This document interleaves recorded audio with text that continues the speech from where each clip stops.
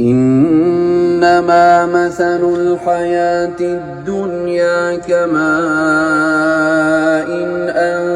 أنزلناه من السماء